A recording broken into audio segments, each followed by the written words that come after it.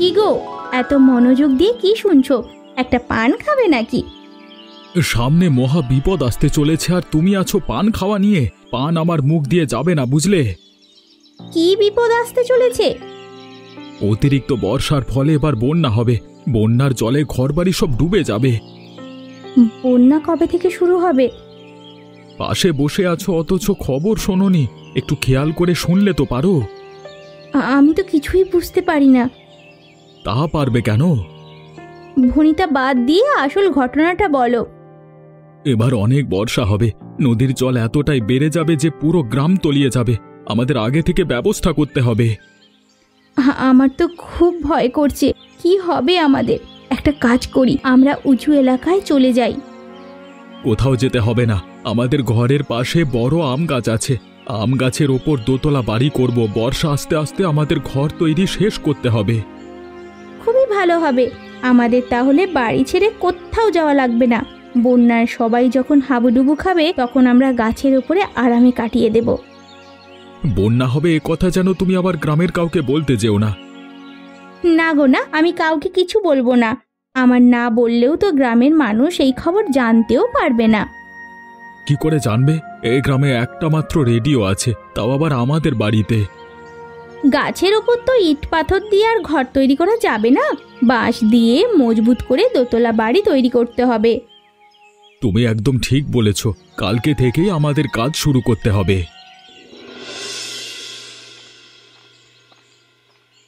এখন তোমার আসার সময় হলো? এদিকে সারা দিন আমি যে বাড়িতে একা একা থাকি সেদিকে তোমার কোনো খেয়াল নেই? কি করা যাবে বলো তো? আমি তো ইচ্ছে করে দেরি করি না। সারাদিন অনেক কাজ করতে হয়, কাজ করে বাড়ি ফিরতে দেরি হয়ে যায়। এত কাজ করে কি হবে শুনি? কাজ না করলে সংসারটা চলবে কিভাবে? সারাদিন পরিশ্রম করে বাড়ি ফিরলাম, তুমি একটু ভালো ব্যবহার করবে তা না আমার সাথে ঝগড়া করছো। কি করবো বলো? সারাদিন একা একা থাকতে থাকতে আমার মেজাজটা কেমন যেন খিটখিটে হয়ে গেছে। সারাদিন একা থাকবার দরকার কি? আমাদের বাড়ির আশেপাশে যারা আছে তাদের সাথে তো গল্প করে কাটাতে পারো। তোমার সাথে একটা কথা আছে গো। কি বলো? পাশের বাড়ির বিশাল দাদা আছে না, ওনা গাছের ওপর বাঁশ দিয়ে দোতলা ঘর তৈরি করছে গো। গ্রামে নাকি বন্যা হবে, তাই নিজেদের নিরাপত্তার জন্য এই ঘর বানাচ্ছে। ওদের কোনো কথা আমার বিশ্বাস হয় না। তুমি একদম বিশাল দাদা ললিতা দিদির কথা বিশ্বাস করবে না। কেউ কি এমনি এমনি কি গাছের ওপর ঘর বাঁধে নাকি? নিশ্চয়ই বন্যা হতে পারে। তুমি তো ওদের কথা বিশ্বাস করতেই চাইছো না। ওদের আমি হাড়ে হাড়ে চিনি। মিথ্যে কথা বলা আর চালাকি করাই ওদের কাজ। গাছের উপর ঘর বানিয়ে লোককে দেখাতে চাইছে, বুঝলে? সত্যি সত্যি যদি বন্যা হয় তখন কিন্তু আমাদের বিপদে পড়তে হবে। আমার না বিশাল দাদা ললিতা দিদির কথা একদম শুনতে ইচ্ছে করছে না। ঠিক আছে, ওদের কথা আমি আর বলছি না। তুমি হাত মুখ ধুয়ে এসো, আমি তোমার জন্য খাবার রেডি করছি। বাড়িতে কেউ আছেন? দয়া করে একটু বাইরে আসুন তো।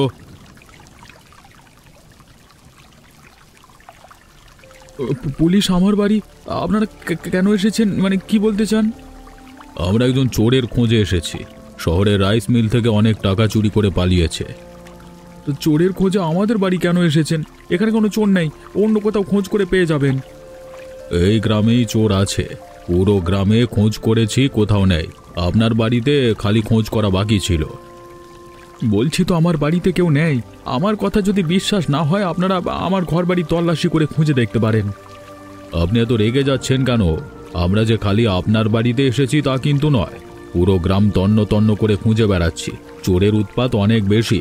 চোর যদি ধরা না পড়ে দেখবেন একদিন আপনার বাড়িতেও চুরি করবে। চারিদিকে এত চোরের উৎপাত, তো আপনারা আছেন কেন? আপনাদের কাজটা কি? সামান্য চোর ধরতে পারছেন না, তাহলে দাগি ক্রিমিনালদের ধরবেন কিভাবে? আপনি একটু বেশি বোঝেন। এত বেশি বোঝা কিন্তু ভালো না। সত্যি কথা বললেই বেশি বোঝা হয়ে যায়। এই যে আপনারা সরকারি চাকুরি করেন আর পায়ের উপর পা তুলে জীবন উপভোগ করেন, আর বড় বড় অপরাধীদের কাছ থেকে টাকা খেয়ে ধনী হয়ে যান, সামান্য চোর ধরতে পারছেন না, এটা ভেবে আমার তো বেজায় হাসি পাচ্ছে। সবাই এখান থেকে চলো। এই লোকের ফাও কথা শুনবার সময় আমাদের নেই। কি হলো? বাড়িঘর তল্লাশি না করেই চলে যাচ্ছেন? বুঝতে পেরেছি আপনার বাড়িতে কোনো চোর নেই। বাঁচা গেছে। পুলিশ এসেছিল, চালাকি করে বিদেয় করে দিয়েছি। হ্যাঁ তা বাবু, তোমাকে আশ্রয় দিয়ে আমাদের লাভটা কি? একবার বাঁচিয়ে দিয়েছি বলে বারবার বাঁচিয়ে দেবো এটা ভেবো না। আমাকে ধরিয়ে না দিলে তোমাদের অনেক উপকার হবে। যদি আমার কাছ থেকে উপকার পেতে চাও তাহলে পুলিশ আটকে হবে, মানে পুলিশে আটকাতে হবে। তোমার কাছ থেকে কি উপকার পেতে পারি শুনি? আমাদেরকে তুমি বোকা বানাচ্ছ না তো? আমি তোমাদের অনেক কিছু দেব। এই নাও, এখানে 5,000 টাকা আছে। এই টাকা এখন থেকে তোমাদের। 5,000 টাকা? দাও দাও দাও দাও। আরো অনেক কিছু দেব, তবে একটা শর্ত আছে। আমার কথা যেন পুলিশ ঘুণাক্ষরেও জানতে না পারে। আমি কথা দিলাম তোমার কথা কেউ জানতে পারবে না। তুমি আমাদের এখানে একদম নিশ্চিন্তে থাকতে পারো। নিচে দাঁড়িয়ে আমাদের কথা কেউ শুনছে না তো? মনে হলো ওইদিকে কেউ টর্চ লাইটের আলো মারছে। এই বৃষ্টির মাথায় কে দাঁড়িয়ে থাকবে? তুমি ভুল দেখেছো। আরে দেখছো না বাইরে প্রচন্ড বৃষ্টি পড়ছে। তা অবশ্য ঠিক, আমারই ভুল হবে। রাত তো বেশ অনেক হলো, তুমি কি খাওয়ার কোনো ব্যবস্থা করেছো? দেখছো তো কেমন বৃষ্টি হচ্ছে, খাওয়ার ব্যবস্থা করতে হলে তো আমাকে নিচে নামতেই হবে। দরকার হলে নামতে হবে। বৃষ্টির জলে গাছের গোড়া অবধি ডুবে গেছে। যেভাবে বৃষ্টি পড়ছে সহজে থামবে বলে তো মনে হচ্ছে না। যাই হোক, বৃষ্টির জন্য তো আর পেট থেমে থাকবে না, কিছু তো একটা ব্যবস্থা করতেই হবে। তা তো বটেই। তুমি এমন হাঁপাতে হাঁপাতে ঘরে ঢুকছো কেন? তোমার সাথে গুরুত্বপূর্ণ কথা আছে। পুলিশ যে চোরকে খুঁজছে, সেই চোর বিশাল দাদার বাড়িতে। ওরা গাছের মাথায় যে বাড়ি তৈরি করেছে, চোর সেই ঘরে বসে ওদের সাথে গল্প করছে। ও মা, তাই নাকি? ওরা শেষ পর্যন্ত একটা চোরকে আশ্রয় দিল। ও খুব সুবিধাবাদী লোক ওরা, জানো? সে আর বলতে, চোর ওদের টাকা দিয়েছে, আরও কি কি দেবে। এই সব লোভী তো চোরকে আশ্রয় দিয়েছে। মোটেও ভালো কাজ করেনি ওরা। ওই চোর এবার সারা গ্রামে চুরি করে বেড়াবে। সেই সুযোগ দিলে তো কালকে সকালেই আমি থানায় গিয়ে পুলিশকে খবর দেব। চোরের আশ্রয় দেওয়ার স্বাদ মিটিয়ে দেব। প্রবল বৃষ্টি না হলে এখনই যেতাম। বেশ হবে। চোর তো ধরা পড়বে, কিন্তু আমার না অন্য চিন্তা হচ্ছে। নদীর জল তো গ্রামে উঠে গেছে, কি যে হবে। কি আর হবে? আমি তো আগেই তোমাকে বলেছিলাম, তুমি তো বিশ্বাস করনি। আগে থেকে সতর্ক হওয়া উচিত ছিল। বাড়ির সামনে হাঁটু জল হয়ে গেছে, আর একটু জল বাড়লেই আমাদের ঘর ভেঙে পড়বে।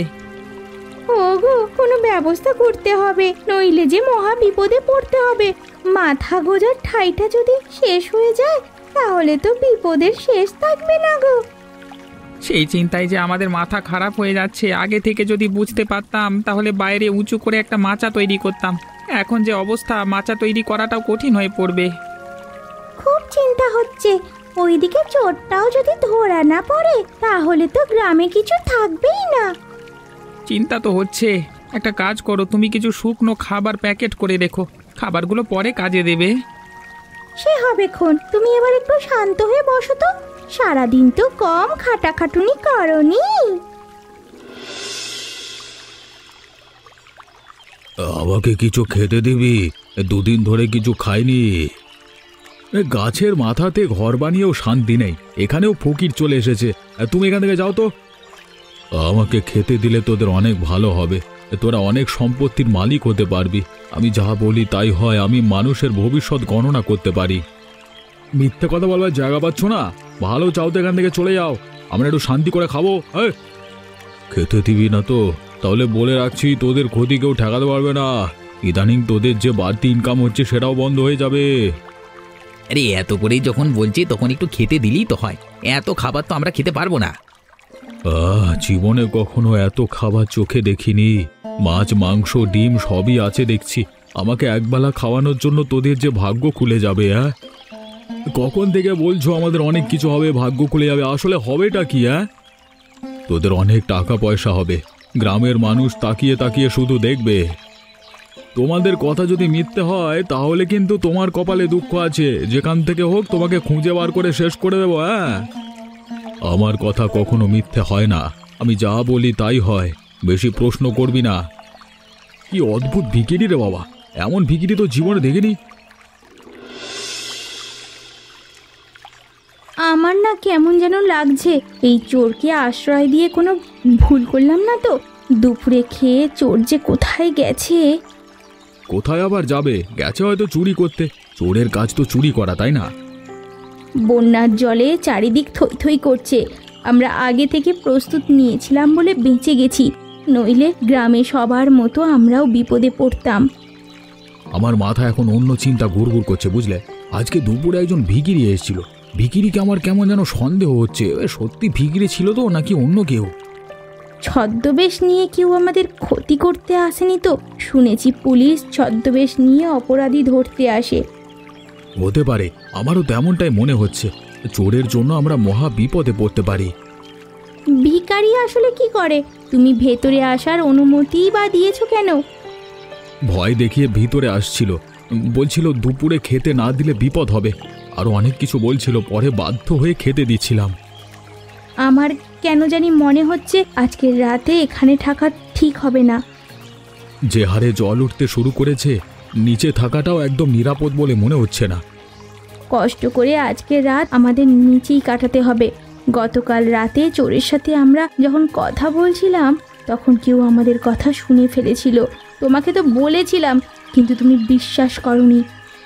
বিজয় হতে পারে, এদিক দিয়ে বিজয় আসা যাওয়া করে। সত্যি যদি বিজয় হয় তাহলে ওর মজা আমি দেখিয়ে ছাড়ব। ওই দেখো চোর আসছে। চোরকে রেখে আমরা নিচে চলে যাব। আজকে রাত আমরা কিছুতেই চোরের সাথে থাকবো না। গাছের উপরে ঘর করেছিলাম নিরাপদে থাকবো বলে, এখন আবার চলে যেতে হচ্ছে। দূর, ভালো লাগে না। কি আর করবার বলো? এ তো দেখি নাক ডাকিয়ে ঘুমাচ্ছে। তোর ঘুমানো বার করে দিচ্ছি। এই ওঠ ওঠ। কে কে কে রে বাবু, একটু আরাম করে ঘুমোতেও দেবে না? এই উঠলি না যে? লাঠির বাড়ি দেবো নাকি? উফ, এখান থেকে যাও তো। এই চোখ মেলে দেখ। এবার যদি চোখ না মেলিস তাহলে এই লাঠি দিয়ে তোর গলায় চোখ গেলে দেবো বলে দিলাম। পুলিশ! এত রাতে পুলিশ?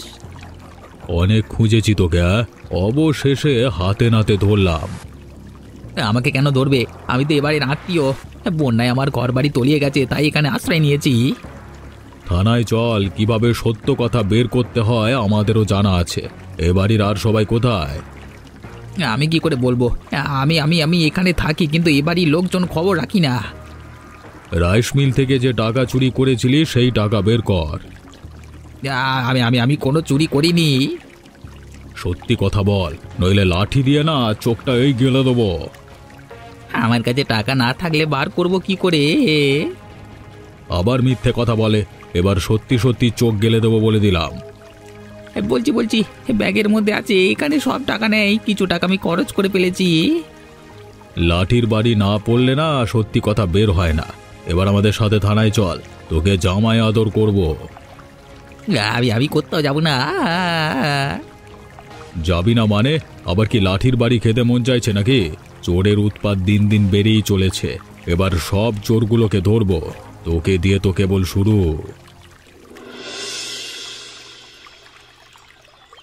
আজকে কাজে যাওয়ার কোনো দরকার ছিল না। এদিকে ঘরের মধ্যে জল উঠে গেছে, একটু পরেই তো জল খাটের ওপরে উঠে যাবে। একা একা আমি কি করব? ঘরটা ভেঙে পড়লে তো সব শেষ হয়ে যাবে। তোরা কাজটা একদম ভালো করলি না। বাড়ির অতিথি আসলে কি তাকে পুলিশে ধরিয়ে দিতে হয়? দিদি, তোমার কথা একদম বুঝতে পারছি না। অতিথি আসলে ধরিয়ে দিতে যাব কেন? বিপদে পড়ে একজন অতিথি আমাদের বাড়িতে আশ্রয় নিয়েছিল, আর তোরা চোর অপবাদ দিয়ে তাকে ধরিয়ে দিলি। চারিদিকে মানুষের এত বিপদ, আর তোমরা আছো একটা চোর নিয়ে। বন্যায় ফসল আবাদি নষ্ট হয়ে যাচ্ছে, মানুষের ঘর বাড়ি ভেঙে যাচ্ছে। কিছুদিন পর মানুষ না খেতে পেয়ে মারা যাবে। মানুষের এত বিপদে তো আমরা কি করব বল? এত বিপদ দেখতে গেলে তো আমাদের চলবে না। তোমরা খুবই স্বার্থপর। এত স্বার্থপর হওয়া কিন্তু ভালো নয়। বন্যায় একটু মানুষের পাশে দাঁড়াও। বিপদে অপরের পাশে থাকলে ওপরওয়ালা তোমাদের রক্ষা করবে। তোর এই সব জ্ঞানের কথা শুনতে আমার মোটেও ভালো লাগছে না। ভালো লাগে না, শোনার দরকার নেই। তোর সাথে কথা বলার কোনো ইচ্ছে আমার নেই। তোরা আমাদের অতিথিকে পুলিশে দিয়ে ঠিক করিসনি, তাই বলতে এসেছি আর কি। ভালো মানুষকে কখনো পুলিশ ধরে নিয়ে যায়? তোর সাথে কথা বলে কোনো লাভ নেই। এখানে দাঁড়িয়ে থাকলে জলে ডুবে মরতে হবে। বাড়িতে গিয়ে দোতলা ঘরের মধ্যে বসে থাকবো। দিদি, তোমরা শুধু নিজেদের কথা ভেবো না, দেখো চারিদিকে মানুষ কেমন হাহাকার করছে, ওদের পাশে একটু দাঁড়াও। এখন গেলাম রে, তোর কথা আমি ভেবে দেখব। অনেক বিপদে পড়ে তোদের কাছে এসেছি রে, আমাকে একটু আশ্রয় দিবি? বুড়িমা এসো এসো, ওপরের ঘরে গ্রামে আরো কয়েকজন আছে, বিজয় দিশাও আছে। এখানে ছাড়া আর কোথাও যাওয়ার জায়গা নেই, তাই এলাম। গ্রামে যারা এখনো বিপদে আছে তাদের সাহায্য করতে হবে গো, সবাইকে আশ্রয় কেন্দ্রে নিয়ে আসতে হবে। বুড়িমা, তোমাকে তো আমার আগেই সাহায্য করা উচিত ছিল। আমার এত বয়স হয়েছে কিন্তু এমন বন্যা কখনো দেখিনি। এ যেন মহাপ্রলয় বয়ে যাচ্ছে।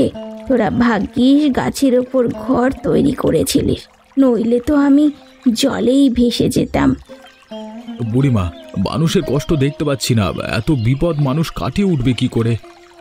ঠিকই বলেছিস। নৌকায় করে যখন এখানে আসছিলাম তখন দেখলাম গরু, ছাগল, মানুষ ভেসে যাচ্ছে। আমার উচিত ছিল আগে থেকেই সবাইকে সাহায্য করা। আমি তো শুনেছিলাম বন্যা হবে, কিন্তু গুরুত্ব দিইনি। আমি যখন গাছের উপর দোতলা ঘর তৈরি করছিলাম তখন কত মানুষ হাসি ঠাট্টা করেছিল। এখন এই ঘরটাই সবার কাজে লাগছে। কোনো কিছু নিয়ে তামাশা করা ঠিক নয়, তবে একটা জিনিস খুব ভালো লেগেছে, সেটা হলো তোর পরিবর্তন। ভালো মানুষকে সবাই ভালোবাসে বুড়িমা, খারাপ মানুষকে কেউ ভালোবাসে না। আমি যেন সারা জীবন এমন ভালো মানুষ হয়ে থাকতে পারি, বুঝলে? নিচে তাকিয়ে দেখ, মানুষের ঘর বাড়ি সব ভেসে যাচ্ছে। বুড়িমা বুড়িমা দেখো, একজন অল্প বয়স্ক মহিলা ভেসে যাচ্ছে। আহারে, এত অল্প বয়সে জীবন হারাতে হলো। হে ওপরওয়ালা, তুমি সবাইকে রক্ষা করো, মহাপ্রলয় তুমি তুলে নাও। বুড়িমা চলো চলো, সবাই মিলে ওপরওয়ালার কাছে প্রার্থনা করি গো, চলো। আচ্ছা চলো চলো। বন্যার জল অনেকটা নেমে গেছে, আবার কাজকর্ম শুরু করতে হবে।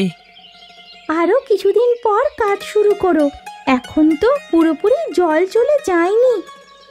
এইভাবে বসে বসে সময় কাটালে তো চলবে না গো, ঘরে তো কোনো খাবারও নেই। কাজ না করলে এবার না খেয়ে থাকতে হবে। একটা কথা স্বীকার না করলেই নয়, বিশাল দাদা আর ললিতা দিদি অনেক উপকার করেছে। যতদিন ওনাদের বাড়িতে ছিলাম আমাদের খেতেও দিয়েছে, নইলে আরো আগে খাবার শেষ হয়ে যেত। এখন ওনাদের বাড়িতে অনেক মানুষ আছে, ওনাদের পরিবর্তন দেখে সত্যি অবাক হচ্ছি। সকাল সকাল গ্রামে পুলিশ, আবার কি হলো? চোর খুঁজতে এসেছেন নাকি? চোর থানা থেকে পালিয়েছে, সারা গ্রাম তন্ন তন্ন করে খুঁজলাম কিন্তু কোথাও নেই। বিশাল দাদার বাড়িতে খোঁজ করেছেন? ওনার দোতলা বাড়িতে খুঁজে আসলাম কিন্তু নেই। চোর পালায় কি করে বলুন তো? সামান্য একটা চোরও আপনারা আটকে রাখতে পারেন না, ঠিক মতো দায়িত্ব পালন করতে পারেন না, তো পুলিশের চাকরি করেন কেন?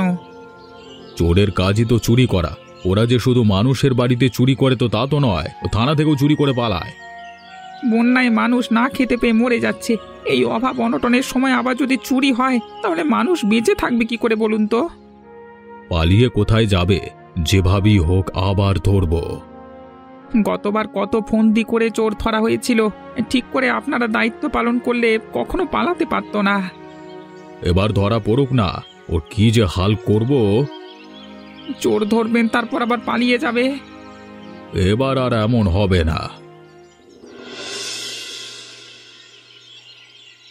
জল তো একেবারে নেমে গেছে, এবার আমাকে যে বাড়িতে ফিরতে হবে। আর কতদিন তোদের বাড়িতে থাকবো? যারা ছিল সবাই তো চলে গেছে, খালি আমি এখনো তোদের বাড়িতে পড়ে আছি। বুড়িমা, তুমি বয়স্ক মানুষ, আরো কিছুদিন থেকে যাও, এখনো তো চারিদিকে জল আছে। একবার জল শুকিয়ে গেলে তারপরে যেও। হ্যাঁ, আমার বাড়িটা আছে নাকি জলে ভেসে গেছে কিছুই তো বুঝতে পারছি না রে।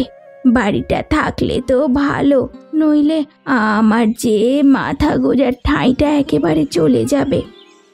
তোমাকে এত চিন্তা করতে হবে না, তুমি আমাদের বাড়িতে থেকে যাও, তোমার মাথা গোজার ঠাঁই আমরা দিতে পারবো। তা কি করে হয় বল? খুব হয় বুড়িমা, আমাদেরকে আপন মনে করে তুমি থেকে যাও। তোমার তো আপন বলে কেউ নেই, আমাদের তুমি আপন মনে করতে পারো। তুমি পুলিশ তোমার খোঁজে এসেছিল, আমরা আর তোমাকে আশ্রয় দিতে পারবো না। আমি তো থাকতে আসিনি, তোমরা আমার উপকার করেছিলে তাই ভাবলাম তোমাদের জন্য মিষ্টি কিনে নিয়ে যাই। তুমি বাবু মিষ্টি রেখে চলে যাও। তুমি আমার নিজের দিদির মতো, আমি নিজে হাতে তোমাকে মিষ্টি খাওয়াতে চাই। বুড়িমা খুব ভালো মিষ্টি খাবে নাকি? হ্যাঁ, তা একটা খেলে হতো, অনেক দিন মিষ্টি খাওয়া হয়নি। আমরা মিষ্টি পরে খেয়ে নেব, তুমি চলে যাও। এবার পুলিশ আসলে আমরাও বিপদে পড়ব। মিষ্টি না খেলে যে আমি যাব না। এ তো দেখছি নাছোড় বান্দা। আচ্ছা দাও দাও, আমি মিষ্টি খাচ্ছি। আমাকেও একটা দাও।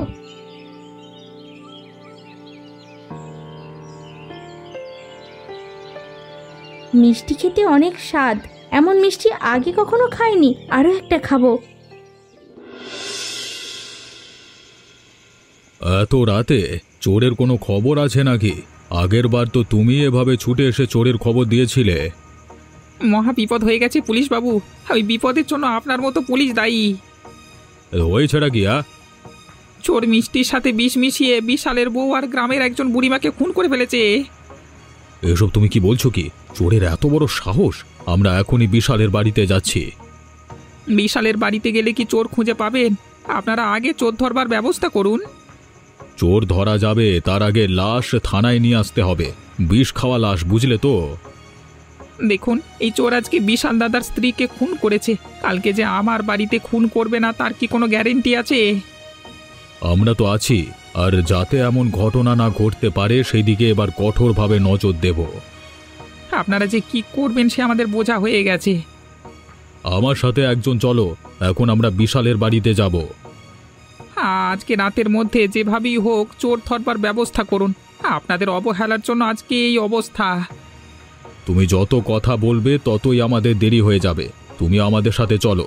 আর একটা কথা, বিষটা চোর খাইয়ে দিয়েছে নাকি অন্য কেউ সেটাকে প্রমাণ হোক, তারপর চোরের দোষ দেওয়া যাবে। আপনি কি বলতে চাইছেন? অনেকের রাগের বশবর্তী হয়েও বিশালের স্ত্রীকে বিষ খাওয়াতে পারে, এমনকি সেটা তুমিও হতে পারো।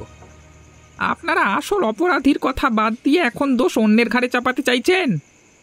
তদন্ত করলে পরে সব বোঝা যাবে। আমাদের গ্রামে একমাত্র বই ছিল গো, বইটা খুব ভালো ছিল। ললিতা বৌদি বন্যার সময় গ্রামের মানুষের খুব উপকার করেছে। একদিনে দুজন মানুষের মৃত্যু খুবই কষ্টকর, মেনে নিতে পারছি না। আহা গো, কি ক্ষতি হয়ে গেল! এত কষ্ট লাগছে, মনে হচ্ছে আমাদের পরিবারের কেউ। ওপরওয়ালার কাছে ওদের আত্মার শান্তি কামনা করি। আমারই দোষ, আমি যদি ওই চোরকে আশ্রয় না দিতাম তাহলে আমার এমন সর্বনাশ হতো না। তোমাদের বাড়িতে চোর যখন ছিল তখন কোথায় কি আছে সব জেনে নিয়েছিল, তারপর সুযোগ বুঝেই বড় ক্ষতিটা করে দিল তোমাদের গো। অপরিচিত মানুষকে বিশ্বাস করতে নেই, এই বোধটা আমার মধ্যে ছিল না, আমি লোভে পড়ে গেছিলাম। সব দোষ আমি তোমাকে দিতে পারছি না, আমার তো মনে হয় বেশি দোষ পুলিশের। চোর থানা থেকে কিভাবে পালায়? চোরের কাছ থেকে পুলিশ টাকা খেয়ে পালাতে সাহায্য করে। তুই ঠিক বলেছিস, নইলে থানা থেকে পালিয়ে যাওয়া সহজ কথা না, ওরাই পালাতে সাহায্য করেছিল। আমাদের অনেক দেরি হয়ে যাচ্ছে, এবার আমরা লাশ থানায় নিয়ে যাব। বিশালবাবু, আপনিও আমাদের সাথে চলুন। চলুন চলুন চলুন চলুন। এই আমার বাড়ির চাবি, এই চাবিটা তোদের কাছে রেখে দে রে। তোমার বাড়ির চাবি আমরা কেন রাখবো? আমি বাড়ি ছেড়ে চলে যাচ্ছি, বাড়িতে থাকতে আমার খুব কষ্ট হয়, কিছুতেই যে আমি ঘরে মন বসাতে পারছি না। আপনার যদি বাড়িতে থাকতে কষ্ট হয় তাহলে আমাদের বাড়িতে থাকতে পারেন, এভাবে বাড়ি ছেড়ে যাওয়া ঠিক হবে না। আমাকে যেতেই হবে। কোথায় যাবে দাদা? আমাদের ঠিকানা দিয়ে যাও। আমি কোনো একটা আশ্রমে চলে যাব। এখন থেকে আশ্রমই আমার ঠিকানা। তোমার জন্য আমাদের অনেক খারাপ লাগবে গো। বন্যার সময় তুমি আমাদের আশ্রয় না দিলে কি যে হতো আমাদের।